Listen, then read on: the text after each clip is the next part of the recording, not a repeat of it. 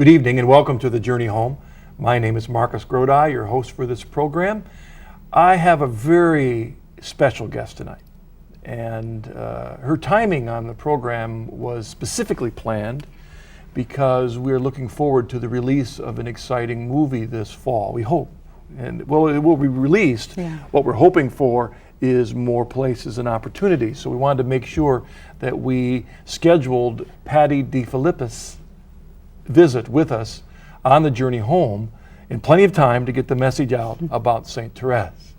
Patti is a convert, so I didn't have to stretch very hard to get her on the Journey Home program. It was a natural fit, but I wanted to make sure that now was the timing because I do think it is opportune. She'll talk about her journey from the Presbyterian faith and from the theater, and how that, not necessarily leaving the theater, but through that whole life of the arts and the theater and discovering in a deeper way Christ and his church. But you're an important part of this program, so let me give you the phone numbers right off the bat. 1-800-221-9460. If you're outside North America, you can give us a call at 205-271-2980, or you can send us an email at journeyhome@EWTN.com. Patti, welcome to the Journey Home. Thank you, Marcus. It is great. Now, right off the bat, when do we expect to see St. Therese? Well, we have decided absolutely firmly that the film will be released on her feast day, which is October 1st of this year.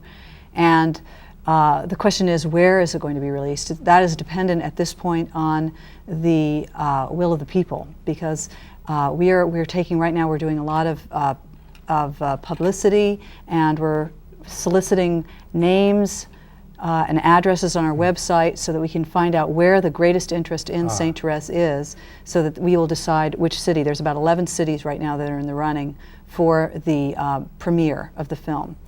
So it will be Does it come down to deciding where the best marketing is? So exactly. With a certain X amount of funds, you release it right in the areas where you know you'll have the best audiences. Yes, the theater owners are concerned with their audiences, and if we can demonstrate to them that we have a strong interest in a particular community, then that's where we're going to open the film.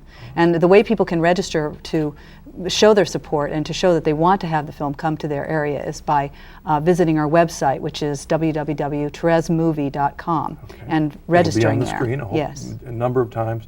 I want to make sure the audience understands what needs to happen is that the movie owners, the theater owners, need to be convinced that the market is there, that the audience is there in your area. And it's through your signatures that they will then discover and be convinced that it's a good bet to show St. Therese in their area. And so your signatures are very important. So make sure you write down the website if you can't go there tonight. If you don't get the website, you can contact EWTN, or the information, phone number will all be during the program. And that's the main reason, one of the main reasons we planned Patti's visit with us now. We have plenty of time. We've got a number of months. Still getting tight. We've got time. But let's begin as we do every Journey Home program, and we'll come back to St. Therese because I do want to talk about your conversion to the church. So let's begin and paint the palette first of your early spiritual journey. All right. Well, I grew up in New Jersey. I grew up in a Presbyterian family, and I had a very happy childhood. I did a lot of traveling with my family, and I reflect on St. Therese's childhood. When she was little, she was very happy in her family, and that was the way I was too. And then as I grew older, I went to church. I always was involved with the church youth group in our Presbyterian church. My parents were involved with the church there. But as I got into my high school years, I started questioning. And in fact, I can remember asking my grandfather why God would have chosen one person to be his son. One person was his son when we were all children of God. And he didn't really have an answer to that question. And I don't really know the exact answer myself, but at that time it was enough to kind of make me, I can remember that as being a moment of doubt that kind of set me off on a different path, that I went away from my faith for, through my college years. And it wasn't until I was a little bit older that I started re-examining, and I think it was because I was in theater that I found my life was very empty as far as spiritually, and I was really hungry for something that was more meaningful. Did you start theater early? Yes, I got a degree in theater, and right. I worked in various regional theaters throughout in Houston, Texas, and then I finally ended up in Oregon. So It's interesting that question you would place in high school. Why would God choose one son versus we're all sons? yeah, It's interesting there because, in a way, it touches on something which many experience, and that is that they may come up through a catechetical training in a church and get pieces of the puzzle, but not all there. Right. It may have been presented, but didn't get picked up, or maybe it wasn't all presented, or maybe it wasn't all presented well, but it wasn't quite all there because, it wasn't right. It wasn't that God chose one human being to be his child. No. It's not that, but a young person not quite understanding the meaning of the Trinity, the divinity of Yeah. Christ, the humanity of Christ, how it all fit together. It was a very honest question, and that isn't always easy to answer to an old person trying to describe it to a young Right. person. But it still then kind of points back to our need for examining how we're catechizing our young people, make sure all the information, all the pieces are Right. there that the Holy Spirit can work with. So there you are in theater, actress. What kind of Yeah. things were you doing? Well, I was working mostly in regional theater, so I did a lot of different things when I was in Houston, and then I went up and worked in Shakespeare when I was in Oregon. But I can remember also when I was in high school too, you just made me think about it, that I really questioned the Apostles' Creed. And I had forgotten totally about this, but I went to speak to the minister at our church, and I said, I don't understand why to be confirmed I have to say the Apostles' Creed. I don't believe this. What does it matter to you if I believe it? You're supposed to be welcoming everybody here. So it's really kind of interesting how that was such a challenge. But I think it was good to examine and think about those things at that point. You have to question. You have to think about it and really come up against it. Those are good questions. And it In fact, stopped me a good for a pastor long should have a time. good answer to that. Yeah, the reality it's is that there are an true. awful lot of Protestant churches, I'm not picking fights with I don't Protestants. even remember what he said. No, but the in point is that a response. lot of churches out there will say, well, it's not all that important, or there might be a number of creeds, or they made up their own creed, or why this Or you can be creed. confirmed. You don't have to say that, Yeah, as if But- it's not important. Truth is kind of more relative. Some can go that direction. Yeah. But you were questioning the reality of truth. Right. Is what you were really Yeah. getting at. Yeah. And so you're in theater. I'm interested. Did the life in theater itself draw you towards the faith, or was it kind of what's the word I'm looking for? Non-connected, or did it draw you away from the faith? I'd say it was more away in my case. Although there were, if you look at Shakespeare, you're going to see such truth in what you're performing. But the lifestyle was pretty decadent. And Especially when people think Shakespeare was really a recusant Catholic, but yeah, right. many believe that. But Yeah. so really, there's that hidden stuff in there. Well, was it through that then that opened your heart to the Catholic Church? How'd that get started? Well, I think there's a lot more openness in the arts now towards the faith in general, not just Catholicism. But this is like 1980, when I was in Ashland, Oregon, and there was actually a Bible study in our little community of actors and people who worked on the sets and everything, and this was very unusual at the time. So there was this little group that would meet once a week, and we would go and we would pray and read scripture and have a meal together. And it was I must have really been hungry for that, because I was really wanting to find some kind of a purpose to my life, I think, and I was really searching. And I think I considered myself to have faith at that time. I just wasn't living it very well, I've often wondered whether an actor or actress who ends up spending a good part of their life playing the roles of others, whether that causes a unique conflict for them when they're trying to discover themselves. Does it, or are you able to compartmentalize? Well, we had talked earlier about the fact of performing roles that you don't believe in, for instance, or playing something that's evil. I don't know how I would deal with that right now. I think it would, if I were performing a role that was an evil role, for instance. If the point was to show the evilness of the role, I would feel okay about doing that. But I think if it were to be something that was trying to entice people into that, I would be less likely. But I think actually you can find yourself through playing roles. You have to be very honest when you're acting. So if you're going to be successful at it. So you really have to look into yourself. And I guess the answer would be, I think you do. It was probably part of the discovery was playing those roles. Well, then what is it that really got your attention about considering the Catholic faith? I mean, you're a Presbyterian. This Bible study was probably rediscovering a little bit of your childhood faith. But what about the tangent of the Catholic Church? What got you to consider that? Well, there was this guy there who,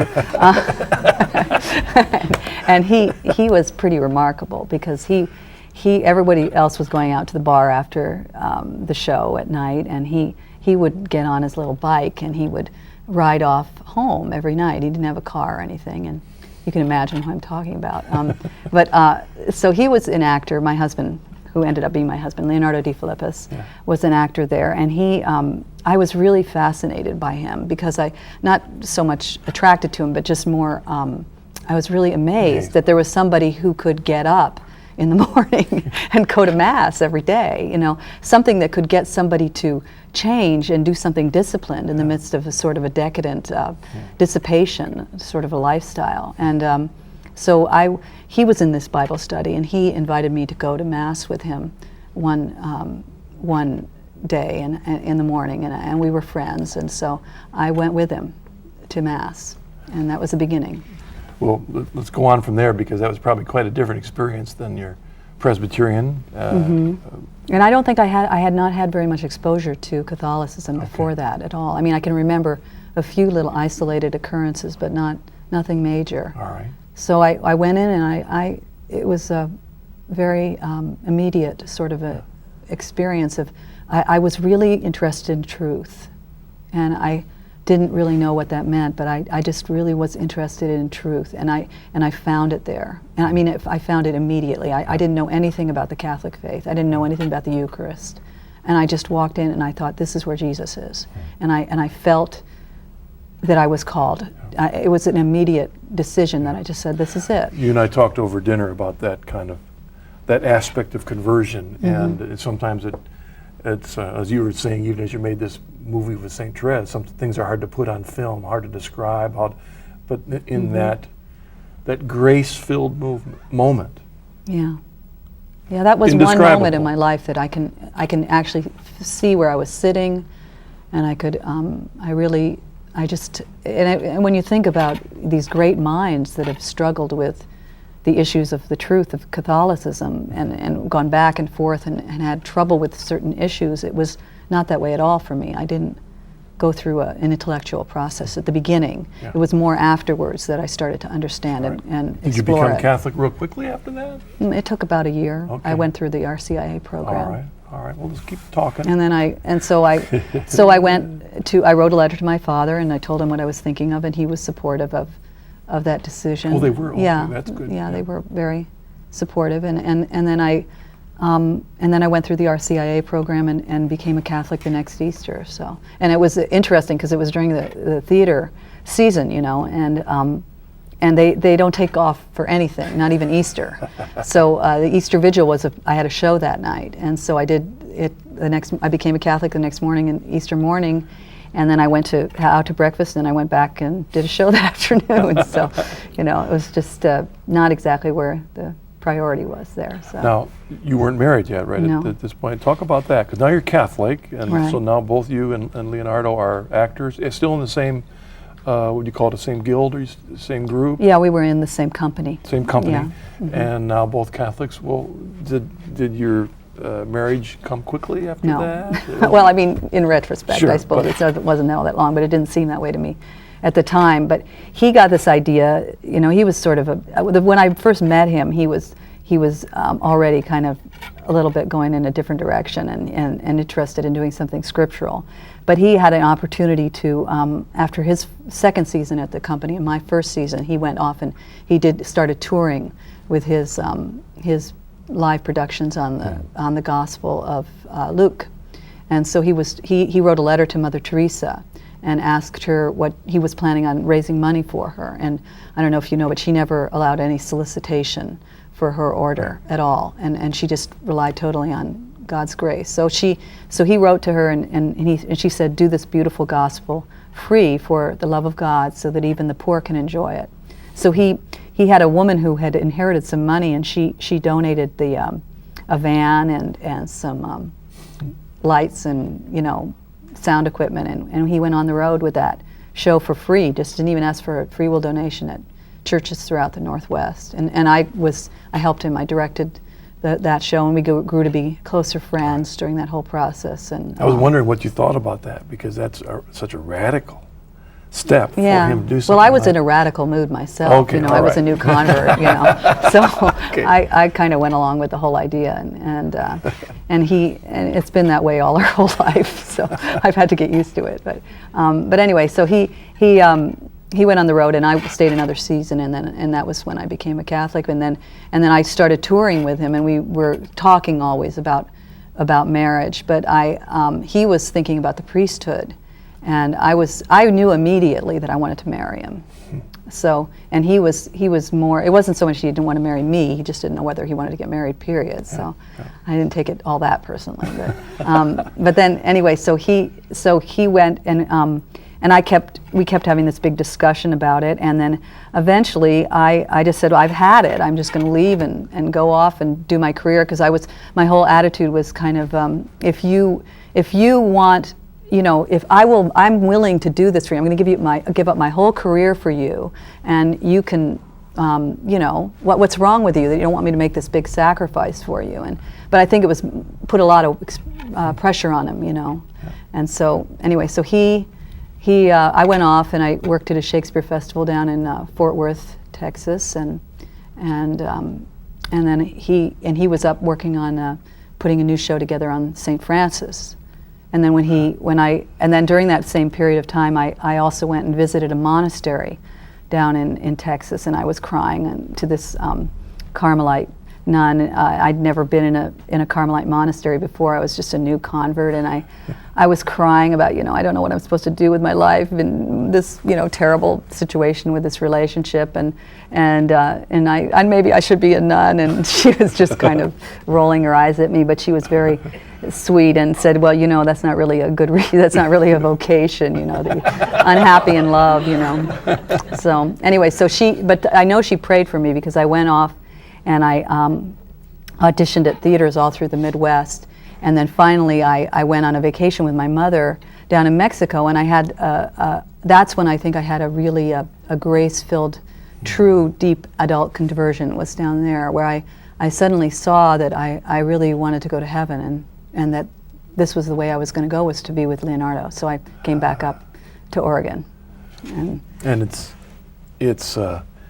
it is interesting how you never know what the Lord will do with your life when you let go, right? That's right. That's right. I think the lives of both of you and what you've accomplished really speaks to that. And I would never have guessed. Yeah, and maybe we can talk more about that as a result of phone calls also. But I do want to segue fairly quickly from, you had your little quick weekend in a monastery there, and that little experience. What draw your thinking then to St. Therese? Was she had an impact in your journey? At what point, were you drawn to thinking about her? Well, I met her very early on in my conversion experience. It was after I become a Catholic, but I met her when I was still in Ashland, and I read her autobiography. And I'm not a person, I'm not a really a very scriptural or even scripture, yes, but I mean of devotional reading and things like that I find hard sometimes. I get so busy, but I really was just completely riveted by her autobiography. Yeah, and I was really surprised by that, because it was not, it's in a very flowery sort of a language, but I saw underneath it something I could completely relate to. And what was that? It was it was like she had figured out the key to how to be yourself and still have a relationship with Jesus, and not not have a pressure on you to try to be something other than what you are. So it was a very freeing thing to meet her spirituality, and I've been connected with her ever since. Whenever I think of St. Therese, I'm always thinking about her call to simplicity. Really, the simplicity in the service of others, and the selflessness, right? Right. And all that. And what led your husband and you to make this big, huge step of deciding to make the movie? I mean, that's a huge step. But. It was a really big step. We had done there's a lot of years in between there where we were producing, we've produced several videos on John of the Cross, which has been shown on EWTN, and St. Francis, which a lot of people have seen, and we've done other ones on the Gospels as well. Right. And so those dramas kind of led us deeper and deeper into more of a professional feature film style of a production. He'd been always doing these one-man shows on the Gospels and the Saints, and a big step for us was when we launched and had a new actress come and do a live show on St. Therese, which happened in 1997 for the 100th anniversary of her death. So we started touring with that show, and it was as a result of that the interest in the country grew, and especially among the Carmelites grew to really. Was initiated by the people, the whole film, because there was a great desire among people to see her story told.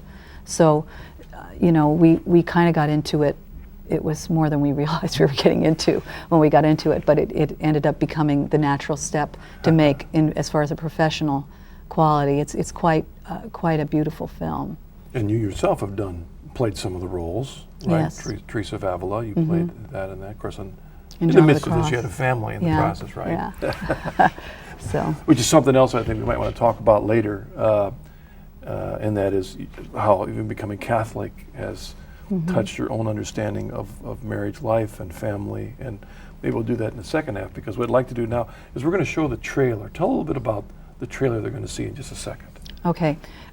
Every movie that is released into movie theaters has a theatrical trailer, and this is, I think it's been shown on EWTN. It's a short little piece that's got a little bit of every different aspects of the whole film to give people a taste of what the quality of the movie will be, and to entice people into coming to see the film. All right, and as we go to that, I just want to let the audience, those especially who are only listening by radio or internet, that if you want to find out more information about the movie, the website is theresemovie.com, Yes. right? THERESE movie.com, and also the phone number is 503-524-7760. All right, let's take a look at the trailer.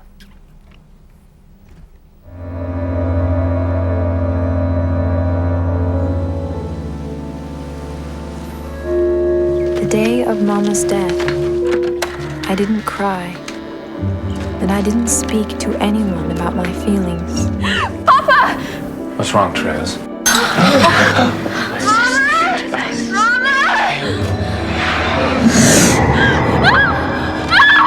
Please heal my little one.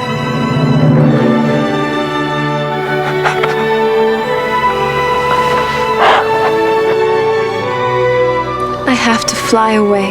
You're awfully young to be making such a serious decision.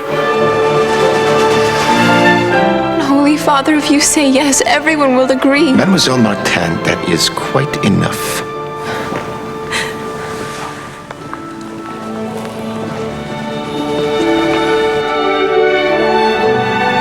The closer you approach to God, the simpler you will become.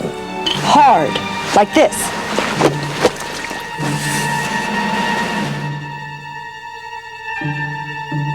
As it was in the beginning.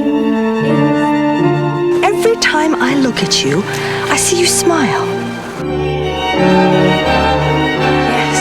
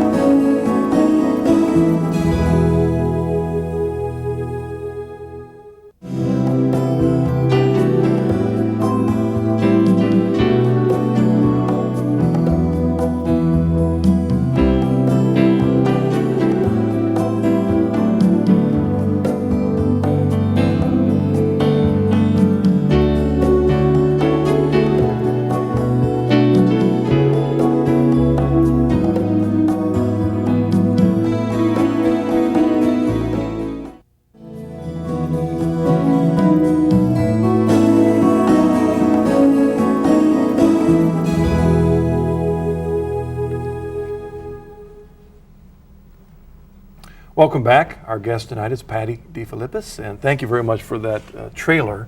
It really is just a taste of what you'll experience. But we've got 2 more short clips. Again, now to talk a little bit about her life, an aspect of her life. Tell us a little bit about the first clip we'll see. Okay, first I should probably give a little background to people who don't know much about St. Therese, which is that she was a young girl who lived at the turn of the century, 1800s to 1900s, and she lived in France, very pious middle-class family, and her sisters who entered the convent at the same as she did, but she wanted to enter at the age of 15, and that was very unusual at the time. She went on to enter the convent, and she died at the age of 24. So she died very young, but she at the time she also wrote down her autobiography, and it was published, and it's been translated now into 66 languages, and it's one of the most popular autobiographies of all time. So there's something about her spirituality that has touched people of all different faiths. Has led her to be declared a doctor of the church. Correct. In itself is absolutely amazing. Yeah, and it's a very simple spirituality, based on doing little things with love. Very, very simple and very accessible to ordinary people. You were mentioning that there was even a rise amongst the Carmelites and an increased interest in her life as the anniversary came. I think you'd said. Yes. Wasn't there even a more updated translation of her? Right. A number of translations of her story out. So Right. it's very accessible to all of you if you're interested in reading her autobiography. So then this first clip that we're going to see. Yes, this is a scene that shows what to people who love St. Therese is a very familiar story of the fact that one of the things she did was to show that she really tried to do little things, and that was how she achieved her closeness to Jesus, really, was through doing little things with love. And so she was, there was a nun who she didn't like very much, who she was stuck next to, and this is historically true, she told this story, when they were washing laundry. And so this is a little encounter between the two of them where there's a little bit of a comic scene. All right, okay, let's see. Now, you take the paddle, and you hit the cloth hard, like this. Yes, sister. I'd like to see you try it now.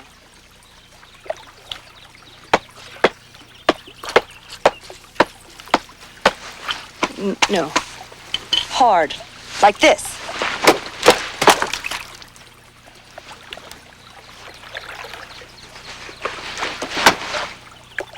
How's that? That would be the idea.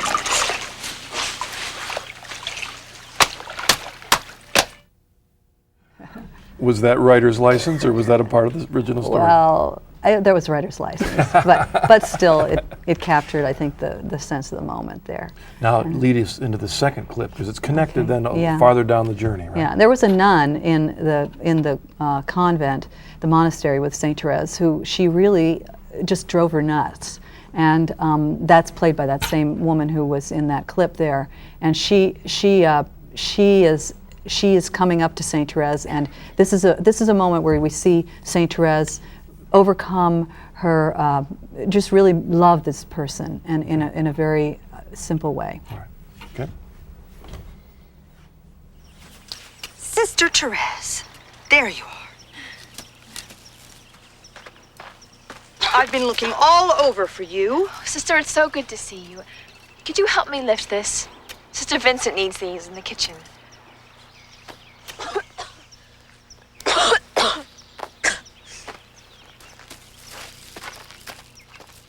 Certainly don't seem to have much stamina. What would I have done if you hadn't come along?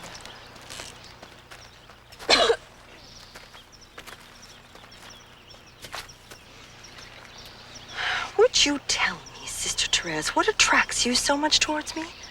Every time I look at you, I see you smile.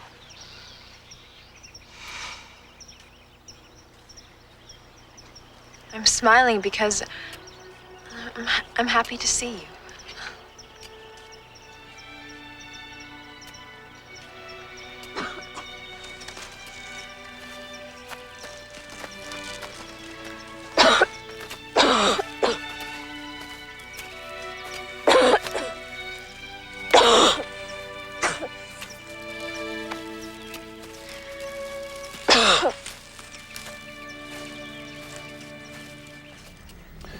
does illustrate that the kind of love Christ calls us to do for others doesn't always begin with feeling. It often begins with the act. That's right. Which then makes the channel for the feeling to come, if by grace. Not always. Feeling may not even come. Right. That's the thing. It's just doing those little things. Yeah. Okay. We have our first caller. Let's we may have more questions about St. Therese in the movie, but let's take a caller. We have a caller from Keith in Pennsylvania. Hello, Keith. What's your question for us? Well, hello and good evening. Glad to be in the program. Enjoy what I'm watching. And I wanted to ask the both of you to comment on this. I come from a large family, 10 kids, and we were all raised Catholic, but several have left. One to a Jehovah's Witness, another to like a gospel tabernacle type arrangement. And outside of prayer, I would be interested in what the two of you could offer the rest of us as an insight as to what tools we could use to bring them back. All right, Keith, thank you. I'm sure that's a question on many people's minds, because I know from the letters we get that sadly that's a common occurrence among so many of parents whose children have left the church. And what are your thoughts? Well, I think that, of course, I really think that, it's going to be grace that ultimately will be the thing that will bring people back. But I think that sacrifice makes a big difference in a person's walk. And also I think that if there's something that you can do just to be an example, I guess it's an obvious thing, but really praying for a person is, I think, the key. I'm thinking as you described that, we just saw it demonstrated in that little clip, because often the barriers that arise in families over the years are just the chafing that keeps people away. But there we see St. Therese, working against maybe her natural feeling to be Jesus. Right. To love those people, always love them, and always be praying for them, and don't give up hope. Don't give up hope ever that they'll come back, because believe me, I've seen so many miracles, as you have too, Marcus. Incredible stories of people's conversions. In fact, I want to make sure, Keith, that I know you said besides prayer, but I want to tell you something. There's nothing more important than prayer. I mean, we got to share the gospel, we got to love it, we've got to do all that. But I do believe, because it is grace, that prayer is the most significant thing we can do for another person. We don't have to tell them. No, they won't even listen. They might not even listen. But it's that sacrifice of prayer that you do between you and God for that other person, even if it might take a long, long time to see an effect. Yeah. It's, Augustine's mother. That's right. And also I think just the offering up of little things for that person, just little sacrifices of daily life, just things that you have that are trials for you in your life. You offer it up for your brothers and sisters or your children. Offer them up. That is prayer in action, is the sacrifice. And it's St. Therese who has taught me that, really. Thank you, Patti. Let's take our next caller, Diane from Boston. Hello, Diane. What's your question? Hi. Good evening. The movie looks wonderful. Thanks. Patti, I have a question. My youngest son is 30 years old, and he was out in Los Angeles for 6 years trying to follow the acting dream. Got very close a couple of times, and I told him he would return when the poverty lost its poetry. And he came back to Boston 2 years ago to work for the state's pro-life organization as communications director. And he's just got laid off. And acting is his first love, and his faith is strong. But there's so few outlets for in the Catholic venue or in that whole field of acting. And I just wondered what advice you would give to a young man who is strong in his faith and loves the Catholic and loves the acting. Well, it was really hard for me when I got married. In some ways, it was a hard thing to give up what I thought I was doing. I thought I was giving up my career, and I imagine he has that feeling too, that he is, because of his faith, because he didn't want to live in that decadent environment, because he didn't want to sell himself out for that he was somehow going to lose the opportunity to use the creative gift that God has given him. I would imagine he feels that way, and I could understand that. But my experience has been that by growing spiritually, you actually grow in your talent. I mean, or at least in your skill. It's amazing, just by living life, as you deepen your faith, your talent grows deeper as well, or your skill. And there are opportunities. I mean, tell them to contact us.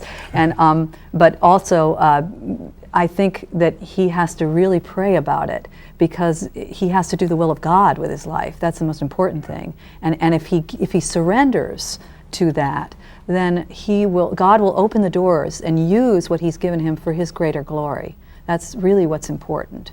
So he has to let go, and I'm not saying he hasn't, but it's part of the process of letting go of your own will. Because of the arena that it is, we wouldn't want him to be doing it if it wasn't God's will. Right.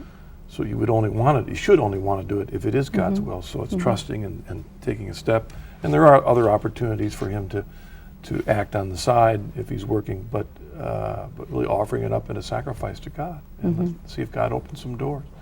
Let's take our next caller, Stephanie in New York. Hello, what's your question tonight?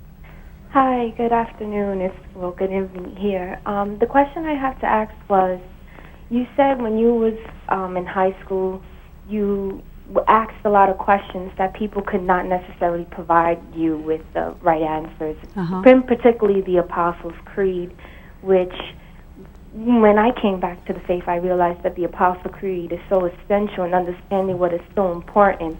Now, when you was learning about the Catholic faith, I was wondering, through Catholic doctrine, did you receive any answers that were satisfying and complete in your mind in terms of understanding the essentials, like the Apostles' Creed, the importance of it, or even, why Jesus is said to be the only Son of God, and etc.?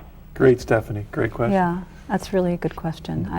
I absolutely. That's the amazing thing, is that I've understood so much better after just accepting, And so I didn't stay in that state of not understanding that, and I'm not a good person for explaining those things theologically, but I feel very much secure in the explanations that I have come to understand. And I really believe everything in the Apostles' Creed now, and it's a great comfort to me to recite the Apostles' Creed. And I understand much better the relationship of it's an obvious thing to me almost now, of a son who is the natural son versus an adopted children, and what a grace it is to be adopted into the divine family. Yeah. So. Yeah, the one thing that I think about when I think about the importance of the Apostles' Creed is, when you don't have the guard of the creed, and you pray, well, you might be praying to the wrong God, or the wrong understanding of God, or what should you pray for and not pray for. But the beauty of the Apostles' Creed, which I think is the reason why in the Church's wisdom it put it first in the Rosary, you begin with the Apostles' Creed, is that it's, again, setting the boundaries. Theological boundaries. This is the arena of truth in which you then begin your prayer. Once you've said, I believe in God the Father, the Son, the Holy Spirit, the Church, this is the arena, then there's your prayer in the midst, built on that strong foundation. And it is essential foundation. Without it, you're all over the place, which is sadly what we see outside the church that holds to the Apostles' Creed. And so it is so essential. We have another caller, Mary Lou from Guam. Hello, Mary Lou. What's your question tonight? Hi. Where American Faith Begins? Hello. Just wondering, here on Guam, just the movie. Passion came along several weeks after it opened in the States. But I was just wondering, would we be able to get it on Guam? Okay. What do you think? Are they going to be able to see it on Guam? There's a lot of support on Guam. That's great. For this film. There's a really strong Catholic support there, and I hope so. Boy, keep praying. If you can go to the website, It's www.theresemovie.com, and write to us. There's a place where it says contact us, and let us know of your interest and how you can bring the movie to Guam through just getting the audience support there. If you can interest your parish, interest your community, and interest your friends in either going to the website, or we have sheets on the website that people can use to sign up, and they can use a petition form that you can take it around to your parish and send it in to us, and or send us a postcard. There's the address is on the website, and EWTN has the address also. Talk about the appeal of the movie, as well as St. Therese herself, to not only Catholics but to non-Catholics. Well, I think that Therese has a tremendous ability to evangelize to everyone, because she presents a truth that is completely accessible to all believers and non-believers. She's well loved by people of all faiths. She's the most popular saint of modern times, and not only among Catholics. She's popular among Muslims. They call her Allah's little saint, because what she presents as far as a spirituality is the spirituality of the little way. And it's very simple, very straightforward. She wanted an easy way to get to heaven, and she found it, which was to trust in the mercy of God. So particularly Protestants, I think, will find her very, very accessible, because she's presenting an explanation to the misconception that many Protestants have about Catholicism, that it's based on works. She trusts not in her works. She says, I haven't any works. I've done nothing in my life. She's totally dependent on God's mercy. And also, she is a very, she's a soul of purity. That, to see someone who's truly holy and loves God, who calls Jesus her beloved, and has a relationship with Jesus, is really something that people are drawn to in a way it's phenomenal. In the film, I've seen it in audiences that have seen the film, that they're really, secular audiences are very, very moved by this portrait of someone who really is unique, who loved God so much. There's an email that addresses, again, a uniqueness of her own character.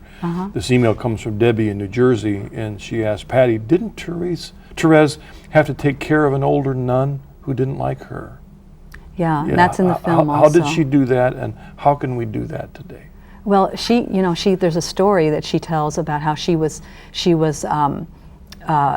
called to this nun, and she started hearing music. There was this difficult nun who was very old and crotchety, and she would have to take her to the refectory for dinner, and she would hear music, and it would make her think of a beautiful, probably there was some music in a building that was near the convent. She would hear them, and she would imagine this beautiful room filled with lovely people in beautiful dresses dancing, and she suddenly had an insight that what she was doing was more joyful than that for her. She would not trade it, and she was filled with love as for this sister as she would be filled with love for Jesus.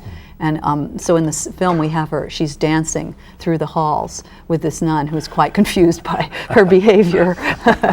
So it's a delightful scene in the film. What about her early death? I mean, I've heard that in other saints. I mean, 24 years old, Yeah. Was it a natural causes? Or I don't know myself a whole lot about how that came about. She died of tuberculosis when she was 24. All right. And I don't know, you see that a lot with a lot of really special people, that they don't have that long on earth. Bernadette Subaru, who died young herself. But she knew that she was going to do great things in heaven, and that she was really, really anxious for heaven. Although the thing that was amazing was that she had no consolation in the last part of her life at all. She was in complete darkness. She lost all sense of, this is to me the most moving part of the film and the most moving part of her whole life. It touches me the most, because so many times, especially as a convert, I feel like a fake, that I'm just going through the motions of things. And I think everybody has that sense to a certain extent, that they feel like, I don't believe enough, like St. Peter saying, my Lord, I believe, help my unbelief. And she said that. She said, I sing what I want to believe, And she did not have any consolation of heaven. She had voices constantly telling her that this is all a big joke. You know, you're just going to die, there's going to be nothing. But nobody knew that around her. She lived with, she trusted. That is really faith, when you're trusting in the midst of no feelings at all. So what a gift we were given Yeah. of, on the one hand, the visual witness of those around her that had no idea what was really going on inside, that we Yeah. don't discover till later, right, in her own Yeah. biography. And so Yeah. we have those two witnesses speaking about how we are to imitate Jesus even when we don't feel it, in the Right. midst of doubt, but to, Right. to keep It's- our eyes on Christ, like Peter on the water, keep our eyes on Jesus Yeah. during that whole time. I know another important aspect which we didn't touch on was what you've discovered about family life, and I mean, again, you had to give up a career, but God blessed your life in lots of other ways. Talk a little bit about that, because that's an important part of your life now, Well, isn't it? we have 7 children, and in the midst of all this production, we've had a lot of other productions as well. So, it's like baby, play, every other year. Now they're age 19 through age 5, and I couldn't do it without Jesus in my life. That's all. It's that's the main thing. Is that it's been a constant purification, and I find that being a mother is my way of going to heaven. It's because you're constantly humbled, and you constantly have to give up your own will and learn to be kind and loving. In a sense, I'm thinking about that mother that called about her son who wants to consider acting. Well, there's no guarantees, but in a sense, if you look all the way back, a lot of this stems back to a man who was willing to give up an acting career to go out and demonstrate the gospel of Luke for free. Yeah. I mean, a lot of it comes back to that. Goes back. A lot of it all goes back to this, to his desire to do that, which also helped inspire you and drew you to him, and all this came and helped convince you of the need to set it aside and trust. Yeah. You probably would never believe you could have 7 kids and do all that you're doing now. Never. I from never would before. have thought. I mean, I never would have had the opportunities I had if I had continued on the path I was going. It would have been, I would have I was a reed blowing in the wind. I didn't have much direction. So I'm very grateful to God. Yeah. Just a second, Patti. We're going to take another break, and we'll be back in just a moment with some final thoughts for the journey home.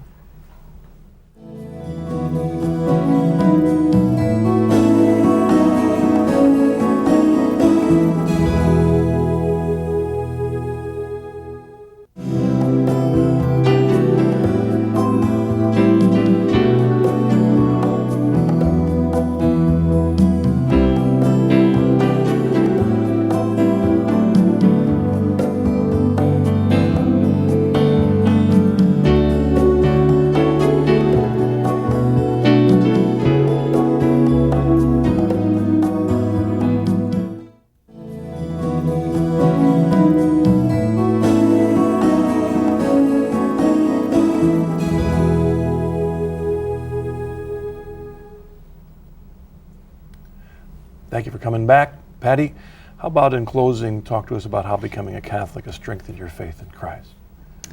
Well, I have to think about the sacraments when I talk about the difference in what has happened to me in my life. I am so grateful for the sacraments, because through the sacraments, in spite of all my weaknesses, I receive Jesus, and I don't have to rely on my own ability to be good enough or be concentrating enough to receive Jesus, because I would fail so miserably at that. And I'm so grateful for the Eucharist. That, I think, has been the biggest difference in my life, is to be able to have that. And thank God for the sacrament of matrimony as well, to get us through. So that's mainly what I would say. And not only the deep commitment of the understanding of marriage from the Catholic perspective, but the graces to enable it to hold together, the glue, hold together. I think one other thing that I know we're always concerned about time here, but I think another thing that, as I hear you talk, is the model of a saint like a Saint Therese, to really help us understand what it does mean to follow Jesus. Yeah, without seeing where you're going, just to keep going. Yeah. All right. right, Patti, thank you very much for joining Thank you, us on the Marcus. journey home. My We pleasure. pray a lot now for the movie. Yeah, that's what I ask your audience, is to really pray. Pray for God's will to be done with this film, that All right. He can give greater glory to God. All right. And was the father in that movie someone I recognized? Yeah, Yeah, Leonardo. that was He your plays husband, The father. yeah. I play the mother. Oh, I didn't even Yeah. catch that. Yeah, Oh, you don't geez. see me in this, what we've seen. In the but clip. yes. Okay. All right. All right. Well, then, those of you who can, the website is Therese movie, THERESE movie.com. The phone number is 503-524-7760. Now, as Patti has said, we need signatures. You need to let the theater owners know that you want to see this movie. And that's how they know, the number of signatures. You can download and print out the page, and you can take it to your parish.